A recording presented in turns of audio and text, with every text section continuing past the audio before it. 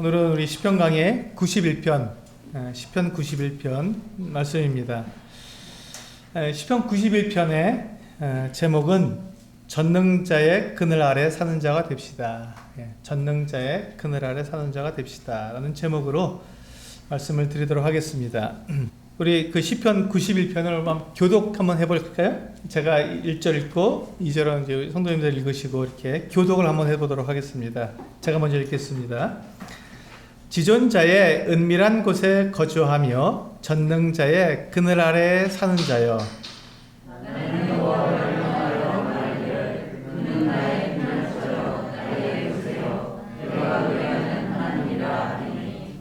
이는 그가 너를 새 사냥꾼의 올무에서와 심한 전염병에서 건지실 것이미로다. 그가 너를 그의 붓으로 덮으시니 네가 그의 날개 아래에 피하리로다. 그의 진실함은 방패와 손방패가 되시나니 너는 밤에 찾아오는 공포와 낮에 날아드는 화살과 어두울 때 퍼지는 전염병과 밤길 때 갇혀오는 재앙을 두려워하지 아니하리로다. 1000명이 내 왼쪽에서 10,000명이 내 오른쪽에서 엎드러지나 이 재앙이 내게 가까이 하지 못하리로다. 오직 너는 똑똑히 보리니 악인들의 공을 보리로다. 내가 말하기를 여호와는 나의 피난처시라 하고 지존자를 너의 거처로 삼았으므로 화가 내게 직지 못하며 재앙이 내 장막에 가까이 오지 못하니 그가 너를 위하여 그의 천사들을 명령하사 내 모든 길에서 너를 지키게 하심이라. 그들이 그들의 손으로 너를 붙들어 발이 돌에 부딪히지 않게 하리로다. 내가 사자와 독사를 밟으며 젊은 사자와 뱀을 발로 누르리로다. 하나님이 이르시되 내가 그를 건지리라. 그가 내 이름을 안즉 내가 그를 높이리라. 그가 내게 간구하리니 내가 그에게 응답하리라. 그들이 환난 당할 때 내가 그와 함께하여 그를 건지고 영화롭게 하리라. 내가 그를 장수하게 하므로 그를 만족하게 하며 나의 구원을 그에게 보이리라 하시도다. 네, 여러분, 이 전능자의 그늘이라고 할 때 이게 탁 다가오십니까? 전능자의 그늘. 뭐 우리나라는 이게 사계절이 굉장히 뚜렷하고 또 이렇게 겨울도 있어서 햇볕이 굉장히 고마울 때가 있습니다. 요즘 같은 때는 햇볕이 고맙죠. 따뜻하고. 그런데 이제 이 이스라엘 나라는 더운 나라입니다. 중동 지역이기 때문에 굉장히 뜨거운 나라고, 특히 이제 한낮에 햇볕 아래에 있으면 굉장히 괴롭죠. 고통스럽습니다. 근데 그때 그럴 때 이 그늘이 있다면, 그늘진 곳이 있다면 얼마나 그 그늘이 고맙고 그 그늘진 곳이 그렇게 저렇게 피난처가 되는 것이죠. 그 뜨거운 나를 해칠 수도 있는 그 어떤 이 햇볕으로부터 나를 보호해주는 피난처가 되는 것이 그늘이죠. 요즘은 이제 우리가 이렇게 웬만한 횡단보도에 가면 다 이렇게 그늘막이 있습니다. 여름에 보면 이렇게 그늘막이 있죠. 이제 지금도 아직까지도 그늘막이 사용되고 있는데, 한낮에 이 햇볕으로부터 그늘막을 보게 되면 글로 피하게 됩니다. 뜨거우니까 거기에 피하면 참 고맙기도 합니다. 그런데 우리가 살고 있는 이 세상은 이 햇볕 정도의 이와 같은 그 고난이나 어려움이 아니라 위험과 또 정말 두려울 정도의 그 같은 그 어려움들이 상존해 있는, 항상 우리 곁에 있는, 또 그리고 어딜 가든지 있고 또 언제든지 그 같은 어려움들이 우리를 덮칠 수 있는 그 같은 상황 속에서는 매일 매 순간을 살아가고 있습니다. 그렇게 이제 우리가 어렵고 또 혼란스럽고 또 이 환란 가운데 얼마든지 우리가 빠질 수 있는 이런 상황 속에서 살아가기 때문에 우리는 많이 두렵죠. 그리고 그 같은 일들이 우리에게 이렇게 다가오는 것을 우리가 이렇게 느끼게 될 때 우리는 피하고 또 숨고 싶습니다. 그래서 우리는 우리가 이렇게 우리 삶에 있어서, 내 인생에 있어서 그렇든 쉴만한 곳, 또 내가 이렇게 피하고 이렇게 내 피난처가 될 그런 어떤 환난과 어려움들을 이렇게 지나갈 때 내가 안전하게 보호받을 수 있는 곳을 필요로 합니다. 이제 그런 곳이 이제 우리들에게 필요하죠. 그래서 이제 그렇게 이제 우리가 많은 사람들이 이렇게 자기하고 이제 대화할 수 있는 한 사람이 없어서 사실은 이게 극단적인 선택을 하는 경우가 있거든요. 사람들이 자기하고 이렇게 대화할 수 있는, 마음을 터놓고 대화할 수 있는 한 사람이 없어서 그런 어려운 일들을 이렇게 겪게 됩니다. 그러니까 이 피난처가 없는 것이죠. 쉴 수 있는 자기 마음을 이렇게 내려놓고 쉴 만한 대상이 없는 거예요. 이 세상이 그렇습니다. 이제 그렇기 때문에 우리는 이렇게 안전하고 쉴 수 있는 곳을 필요로 하는데, 오늘 이 본문에 보시면 우리가 방금 읽은 시편 91편에 보면 우리가 살고 있는 이 세상에 항상 우리 곁에 있는, 언제든지 우리에게 다가올 수 있는 그 같은 어려움들이 여러 가지가 이렇게 표현되어 있습니다. 3절에 보시면 새 사냥꾼의 올무라고 되어 있습니다. 사냥꾼이 이렇게 올무를 놨습니다. 새를 잡으려고. 근데 이 새는 이 올무가 있는 줄 모르죠. 그래서 언제 어디에서 이 올무가 덮칠지 모르는 것이죠. 급작스럽고 그의 생명을 빼앗는, 이 새의 생명을 빼앗는 그 올무가 어디에든 이게 있는지 알지 못하지만 그게 어느 순간 덮쳐서 그의 생명을 빼앗게 되는 것이죠. 그런 어려움들, 그런 재앙들이 있다는 것입니다. 그리고 심한 전염병, 우리 전염병 그러면 지금 우리가 겪고 있기 때문에 이 코로나라고 하는 우리가 이 전염병을 우리가 겪고 있기 때문에 이 무서움을 우리는 압니다. 전 세계가 우리의 그 일상을 다 빼앗기고 정말 이 두려움 가운데, 이제 저도 이제 이렇게 저희 이제 아파트 뒷산을 이렇게 산책하게 되는데, 가면 사람을 만나면 반가워야 되잖아요. 원래 산에 같은 데서 사람을 만나면 반가워야 되는데, 이게 사람이 저기서 오면은 벌써 이제 마스크하고 고개를 돌리고 피합니다. 마치 성경에서 보면 그 민수기나 레위기나 십중기에 보면 이렇게 문둥병자를 보면 입을 가리고 피하라고 하신 것처럼 나병 환자를 만나는 것 같이 사람을 피하게 되는 거예요. 이 전염병이 이렇게 무섭습니다. 사람을 꺼리게 되고 피하게 되고 혹시나 하는 마음에 나를 조심하게 하고 사람과 사람이 만나는 것을 경계해야 되는 이런, 정말 이거는 정말 굉장히 작은 부분인데, 이와 같은 부분들이 그 전염병에 걸리게 되면 그 회사가 이렇게 문을 닫고 격리시키고 또 영업을 못하게 되고, 또 그럼으로써 오는 어떤 어려움들, 또 이제 코로나에 걸려서 입원해서 치료하다가 후유증이 남아서 고통받는 분들, 이게 너무나도 이 감염 이게 여기 강하기 때문에 전 세계에 이와 같은 일들을 있게 해서 그 고통을 전 세계에 있는 사람들이 겪는 것을 볼 때 이 전염병이 얼마나 무서운가 하는 것들을 우리는 지금 실감하고 있습니다. 그리고 이제 5절에 보시면 밤에 찾아오는 공포가 있습니다. 그리고 낮에 날아드는 화살. 끔찍하지 않습니까? 밤에 어떤 공포스러운 일이 일어난다. 낮에 걸어가고 있는데 화살이 날아든다. 정말 두렵지 않겠습니까? 그리고 6절에 보시면 어두울 때 퍼지는 전염병과 밝을 때 닥쳐오는 재앙.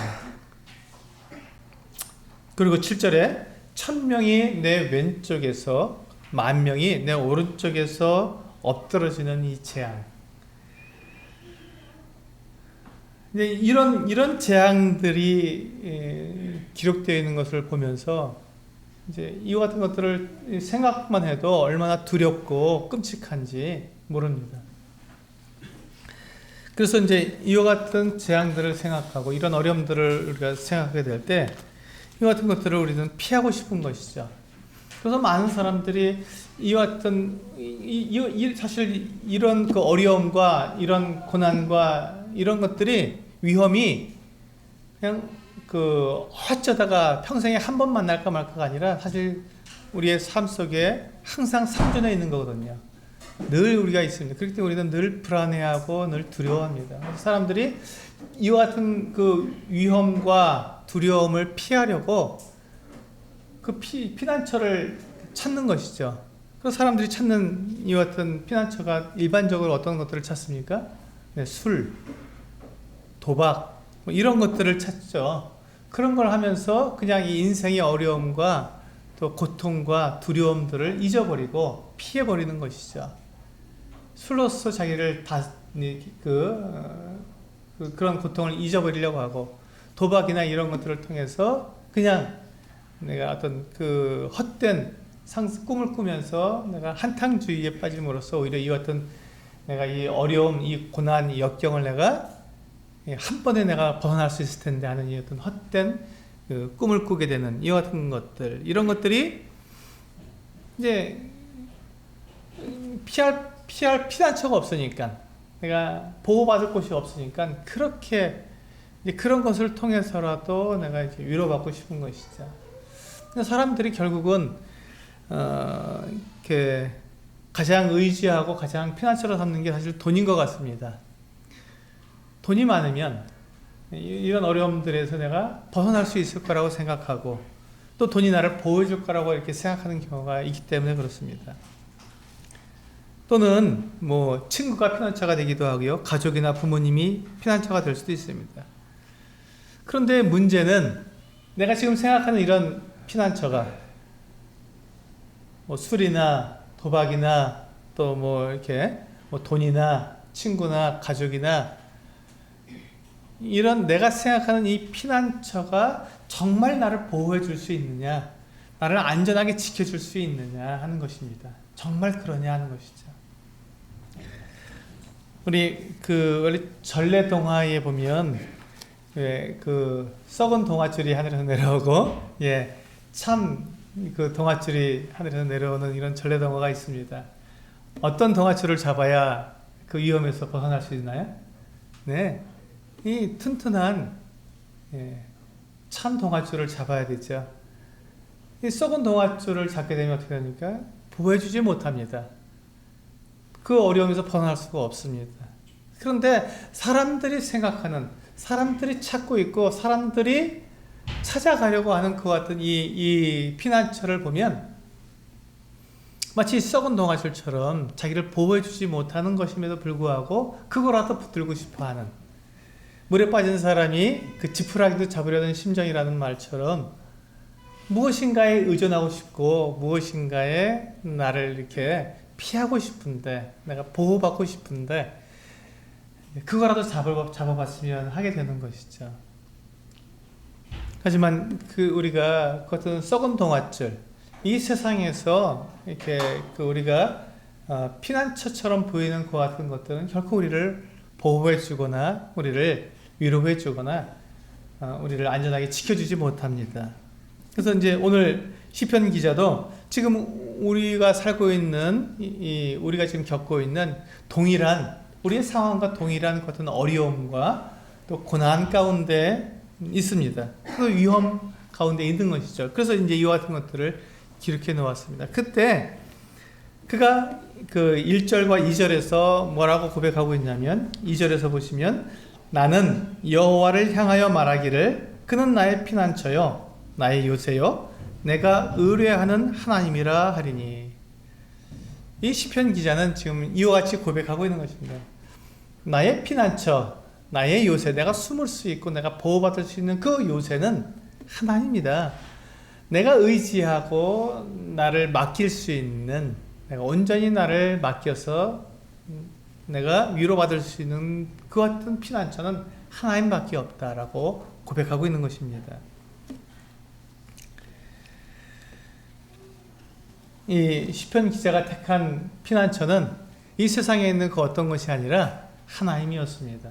그래서 이 하나님께로 그가 피했다고 노래하고 있는 것입니다. 그러면서 이제 이 시편 기자가 우리들에게 자기가 왜 하나님을 나의 피난처로, 또 하나님을 내 요새로, 나의 위로, 나의 의뢰하는 대상으로 삼았는지를 고백하고 있는 것이죠. 이 시편 91편은 세 부분으로 나눠지는데요. 지금 함께 보았던 1절과 2절은 이 시편 기자가 하나님에 대한 자기의 그 고백을 나타내고 있습니다. 내 하나님은 이런 분이시다라고 고백을 하는 것이죠. 그럼 그 다음에 이제 이 3절부터 13절까지는 그러니까 이제 그 하나님이 너에게 당신들에게 이와 같이 해주실 것이다 라고 하나님을 소개하고 있는 것입니다. 그래서 하나님을 이 지금 시편 기자처럼 피난처로 삼고 요새로 삼고 의뢰하는 대상으로 삼으라고 그렇게 이야기해 주는 것이죠. 그리고 이제 마지막 세 번째 부분은 14절부터 16절까지 있는 대로 하나님께서 이제 우리들에게 말씀하시는 부분입니다. 하나님께서 그것을 약속해 주시는데 하나님의 이 보호하심을 받는 하나님의 그 건지심을 받는 대상이 누구인가를 하나님께서 정확하게 말씀해 주시면서 약속해 주십니다. 그게 이제 이게 세 부분으로 나뉘어져 있는 것이죠. 그렇다면 지금 우리가 1절과 2절에서 보신 것처럼 이 시편 기자가 하나님에 대해서 하나님은 나의 피난처시고 나의 요새시고 내 의뢰할 대상이라고 고백했는데 그가 말하는 이 그 하나님이 자기의 피난처가 되신다고 하는 이 고백을 우리가 보면서 그 1절에 보시면 우리가 그 전능자의 그늘 아래 사는 자여라고 이야기하고 있습니다.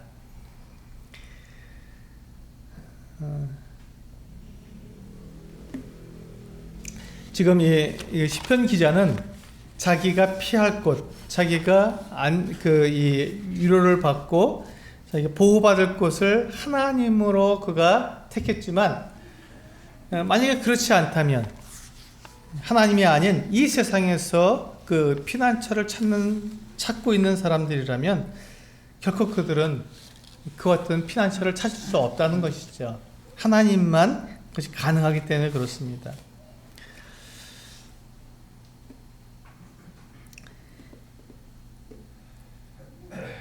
이 세상에서 우리가 찾는 그 안전한 곳, 우리가 그 정말 의지하고 나를 완전히 맡겨도 될 만한 곳을 우리 한번 생각해 보시면 좋겠습니다. 잠깐 한번 생각해 보실까요? 과연 그런 곳이 있는가? 누가 나를 완전히 다 받아서 나에게 참된 위로를 줄 수 있을까? 이 세상에 그와 같은 사람이 있을까? 그와 같은 장소가 있을까? 그와 같은 상황이 나에게 주어질 수 있을까? 우리가 세상에서 아무리 생각해도 그와 같은 것은 없습니다.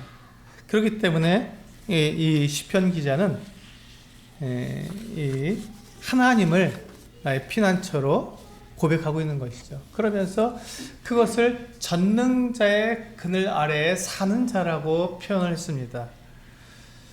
이 전능자의 그늘이라고 하는 이 책을 쓴 이 책에 나오는 이 짐 엘리엇, 저는 이분을 생각하면서 전능자의 그늘에 피했다, 전능자의 그늘 아래에 그가 살았다. 짐 엘리엇이라고 하는 그 선교사, 그가 순교한 젊은 나이 28살에 순교한 아우카 부족에게 가서 복음도 못 전해보고 죽은 순교한 이 젊은 짐 엘리엇 이 선교사의 이 같은 삶을 보게 되었을 때, 생각해 보게 되었을 때, 그가 전능자의 그늘 아래에 살았는데 그는 왜 그와 같이 무참한 죽음을 당했으며 그 부족들에 의해서 부족들의 창에 맞아서 그가 그 같은 정말 끔찍한 죽임을 당해야 했는가?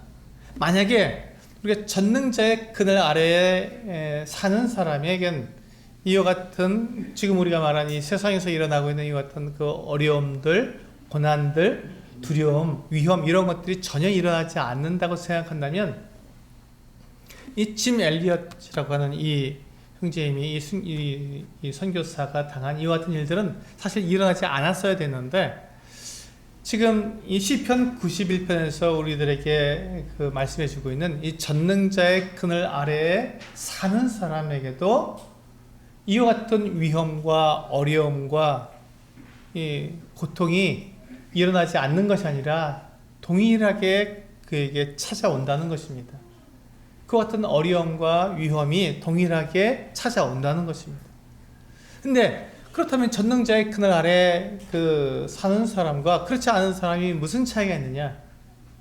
전능자의 그늘 아래 사는 사람은 그와 같은 어려움과 고난과 괴로움이 찾아올 때에 두려워하지 않는다는 것입니다. 그것을 두려워하지 않는다고 말하고 있는 것입니다. 6절에 보시면 그렇게 나와 있죠. 어두울 때 퍼지는 전염병과 밝을 때 닥쳐오는 재앙을 두려워하지 아니하리로다. 그렇습니다. 이 전능자의 그늘 아래에 사는 이 사람은 하나님을 나의 피난처로, 하나님을 나의 요새로, 나의 의뢰할 대상으로 삼은 사람은 이와 같은 일들이 일어나지 않는 것이 아니라 이와 같은 일이 일어날 때도 두려워하지 않는 사람이라는 것입니다. 두려워하지 않는 사람. 그것이 바로 오늘 이 시편 91편에서 우리가 배워야 할 교훈입니다.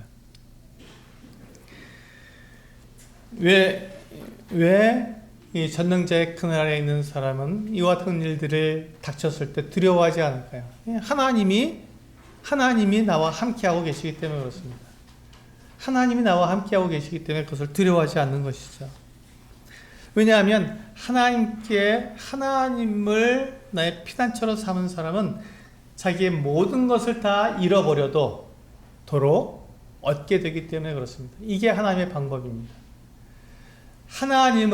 하나님을 의뢰하는 사람, 하나님께 피한 사람은 이와 같은 어려움이 오고, 어떤 위험이 오고, 이와 같은 고난이 왔을 때 그것을 우리가 그냥 전혀 그것을 겪지 않고 살아가는 것이 아니라 그것을 겪게 되지만 그것을 겪을 때 두려워하지 않고 그것을 겪을지라도 그가 잃어버릴지라도 그것을 도로 다 얻게 되기 때문에 두려워하지 않는다는 것입니다. 하나님이 그렇게 그에게 모든 것이 되어주시기 때문에 그가 잃어버린 모든 것을 다 채우시는 완벽한 만족이 되기 때문에 그렇다면 그는 두려워하지 않는다는 것입니다. 이 전능자의 그늘이라고 하는 이 책에 나와 있는 짐 엘리엇은 그가 모든 것을 다 잃어버렸습니다. 그럼에도 불구하고 그는 두려워하지 않았죠.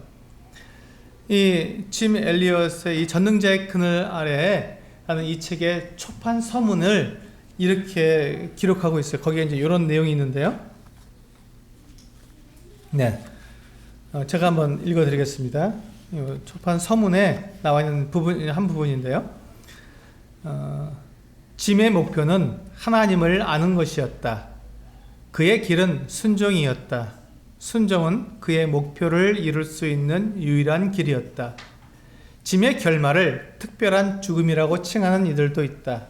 그러나 죽음에 관해 말할 때마다 짐은 많은 사람들이 하나님께 순종하다가 죽었음을 조용히 지적하곤 했었다. 사람들은 짐과 그와 함께 죽은 이들을 영웅으로 순교자로 칭송했다. 나는 찬동하지 않는다. 본인들도 찬동하지 않을 것이다.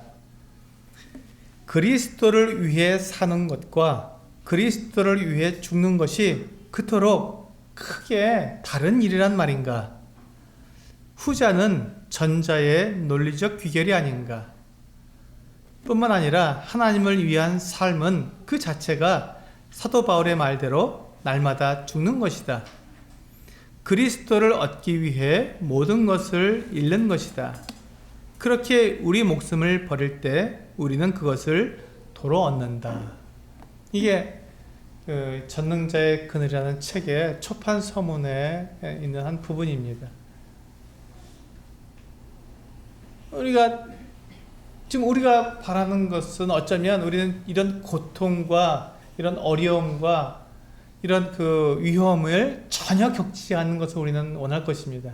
근데 그렇지 않다는 것이에요.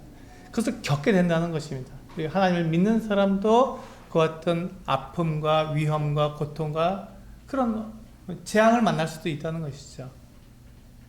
그것이 이상한 일이 아니라는 것입니다. 그런데 그럼에도 불구하고 우리가 그 전능자의 그늘 아래 사는 사람은 그것을 두려워하지 않는다는 것이죠. 재앙을 만나도 두려워하지 않는다는 것이죠. 이게 다른 점이라는 것입니다. 왜 우리는 두려워하지 않는다고요? 내가 모든 것을 다 잃어버려도 내가 하나님께 나를 맡겼기 때문에 하나님께서 내가 잃어버린 모든 것을 나에게 도로 주실 뿐만 아니라 그보다 더 큰 것을 주시기 때문에 그렇습니다. 만약에 지금 주님도 그런 말씀하셨죠. 하늘의 밀이 땅에 떨어져서 죽으면 어떻게 된다고요? 많은 열매를 맺지만 죽지 않으면 하늘 그대로 있다고 말씀하셨습니다. 죽을 때 어떻게 된다고요? 하늘의 밀알이지만 그것이 죽었을 때 더 많은, 정말 많은 열매를 맺는 것처럼 우리가 하나님을 위해서, 예수 그리스도를 위해서 내가 그 같은 그 어려움을 당하고 또 그 같은 고난을 당하고 그것을 내가 두려워하지 않고 그것을 내가 순순히 순종함으로 그것을 내가 겪게 되었을 때 그것을 통해서 하나님께서는 더 큰 영광을 받으시며 더 큰 열매를 허락해 주신다는 것이죠. 그것을 짐 엘리엇과 그 아내인 엘리자베스 엘리엇은 알았던 것이죠.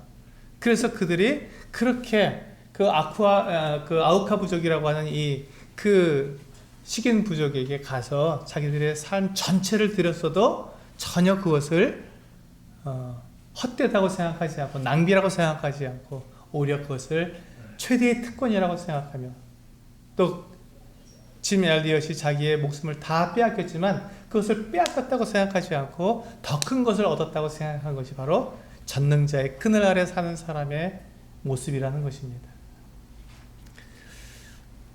우리는 이와 같은 본을, 이와 같은 삶의 본을 우리가 이 예수 그리스도를 통해서 우리는 분명히 볼 수 있습니다. 우리 빌립보서 2장 6절에서 11절 말씀을 보시면 분명히 나와 있죠. 주보를 참조해 보시겠습니다. 제가 읽어드리겠습니다.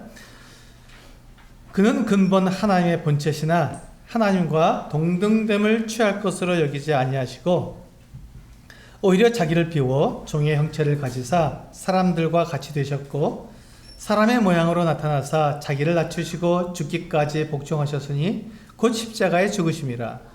이러므로 하나님이 그를 지극히 높여 모든 이름 위에 뛰어난 이름을 주사 하늘에 있는 자들과 땅에 있는 자들과 땅 아래에 있는 자들로 모든 무릎을 예수의 이름에 꿇게 하시고 모든 입으로 예수 그리스도를 주라 시인하여 하나님 아버지께 영광을 돌리게 하셨느니라. 여기 보시면 예수님은 하나님의 아들이시고 하나님의 본체이십니다. 근데 그분께서 자기를 비워서 죽음에 내어주셨죠. 십자가에 내어주셨습니다. 십자가의 죽음으로 내어주셨습니다. 사람들은 예수님을 보면서 예수님의 그 십자가의 죽음을 보면서 고개를 흔들었고 비웃었고 손가락질했고 저가 남은들은 구원했지만 자기는 구원하지 못한다. 당신이 정말 하나님의 아들이라면 당장 십자가에서 내려와라 하면서 예수님을 비난하고 모욕하고 손가락질했습니다. 주님은 그런 죽음을 당하셨어요. 그런 고통을 당하셨습니다. 그런 수치와 모욕을 당하셨습니다. 그런데 주님께서 그와 같이 했을 때 그 결과가 무엇이죠? 네.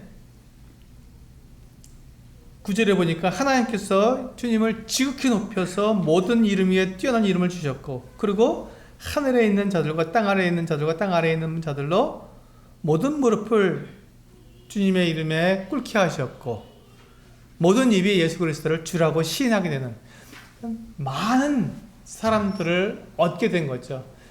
예수 그리스도를 믿어서 하나님의 자녀가 되는 많은 열매를 맺게 된 것입니다. 그 전에 우리가 교주의 만찬 시간에 우리가 했던 것처럼 우리는 하나님을 싫어서 떠나가는 사람들이었고 하나님을 알지도 못했고 그래서 하나님을 섬기지도 않았던 어떤 사람들이었는데 예수 그리스도께서 이와 같이 정말 자기를 낮추셔서 십자가에서 죽으심으로 우리가 하나님을 예배하는 하나님의 자녀가 되었지 않습니까? 어마어마한 열매를 맺게 되신 것이죠. 주님은 잃어버리셨지만 그 잃어버리신 것보다 더 많은 것들을 얻으셨습니다. 주님은 부활하셨고 또한 모든 사람들의 그 무릎이 주님 앞에 꿇게 될 것이고 모든 입이 예수 그리스도를 주라 시인하게 되는 이 놀라운 일들이 일어나게 되는 것이죠.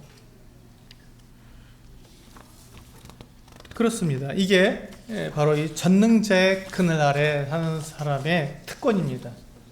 주님도 그 같은 고난을 피해 가신 게 아니잖아요. 그 같은 일들이 주님 일어나지 않은 게 아니라 주님이 오롯이 다 당하셨습니다. 주님이 그 고통을 십자가에서 6시간이나 그 십자가에 매달려서 철저하게 그 생명이 끊어져가는 그 고통을 다 겪으셨어요. 사람들에게 채찍에 맞으셨고 침뱉음을 당하셨고 손으로 따귀를 맞으셨고 그 수치와 그 모욕을 다 당하셨어요. 주님께 그 같은 일들이 일어나지 않은 게 아니라 주님은 누구보다도 영광스러운 분이셨고 누구보다도 하나님의 그 이 가장 품 안에 계신 분이셨는데 그분께서 그 같은 일을 당하셨다는 것입니다. 그러나 주님은 그것을 두려워하지 않으셨죠. 왜 그렇습니까? 그분은 하나님을 의뢰했기 때문에, 그분이 하나님의 본체셨기 때문에, 그 하나님의 모든 계획이 어떻게 이루어질지 다 아셨기 때문에 주님은 두려워하지 않으셨습니다. 그리고 그것을 다 당하셨습니다. 그리고 그것에 대해서 더 많은 것을 얻으셨습니다. 그리고 우리들에게 그와 같은 길을 따라오라고, 나를 따라오라고 주님께서 그렇게 우리를 부르시고 계시는 것이죠. 우리가 하나님을 위해서 모든 것을 잃어버리면 하나님 안에서 모든 것을 다 얻게 되는 것입니다. 그렇기 때문에 우리가 하나님 안에 있으면, 전능자의 그늘 아래 우리가 살게 되면 우리는 안전한 것이고 우리는 두려움이 없는 것입니다. 우리들에게 그와 같은 혼란이 없기 때문에 우리가 두려워하지 않는 것이 아니라, 그런 혼란이 오지만 어려움을 우리가 겪게 될 것이지만, 그러나 우리는 하나님 때문에 그것을 우리는 넉넉히 이기고 견뎌내고 두려워하지 않고 그것을 오롯이 다 견뎌낼 수 있다는 것입니다. 그것이 전능자의 그늘 아래 사는 사람의 참된 모습입니다. 우리 14절 본문 시편 91편 14절부터 16절을 보시면 하나님께서 이와 같이 이 전능자의 그늘 아래 사는 사람들을 어떻게 보호하셨는지를 쭉 말씀해 주셨는데, 이제 14절부터 16절까지 해서 어떤 사람을 하나님께서 같이 보호하시고 또 그렇던 어려움에 빠졌을 때 그를 건져주시는지를 말씀하고 있습니다. 제가 읽겠습니다. 14절, 하나님이 이르시되 그가 나를 사랑한즉 내가 그를 건지리라. 그가 내 이름을 안즉 내가 그를 높이리라. 그가 내게 간구하리니 내가 그에게 응답하리라. 그들이 환난 당할 때 내가 그와 함께 하여 그를 건지고 영원하게 하리라.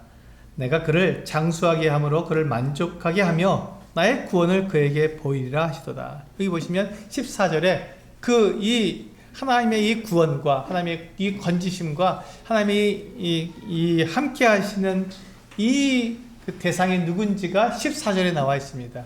그 사람은 바로 사랑하는 사람, 하나님을 사랑하는 사람, 하나님을 사랑하는 사람입니다. 그가 나를 사랑한즉,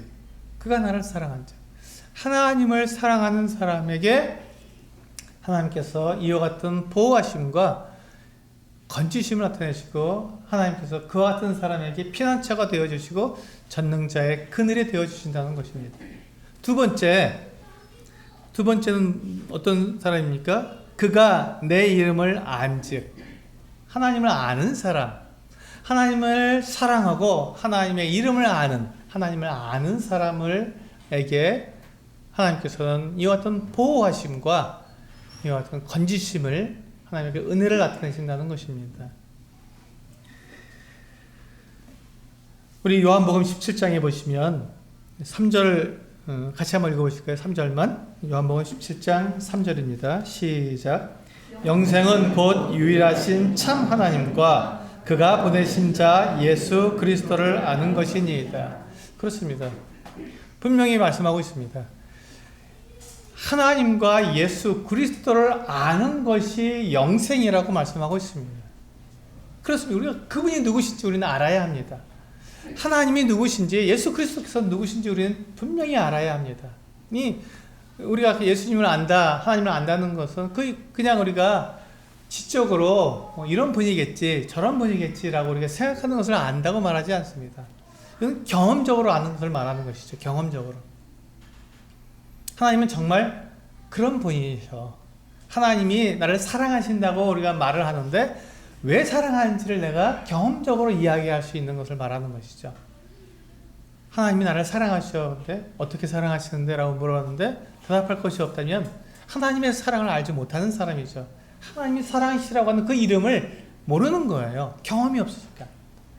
하나님은 거룩하신 분이다 라고 우리가 하나님의 이름을 말을 하는데 그걸 안다고 얘기하면서 하나님이 왜 거룩하신 분이신지 우리가 그것에 대해서 우리가 이야기해 줄 수 없다면 우리는 그 이름을 알지 못하는 사람이죠. 경험적으로는 그것을 알 수 있어야 합니다.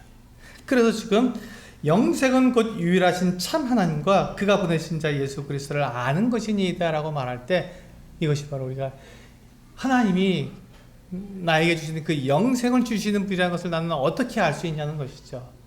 그것을 내가 정말로 어떻게 그것을 이야기해 줄 수 있냐는 것이죠. 내가 경험적으로 그것을 내가 알고 있느냐는 것입니다.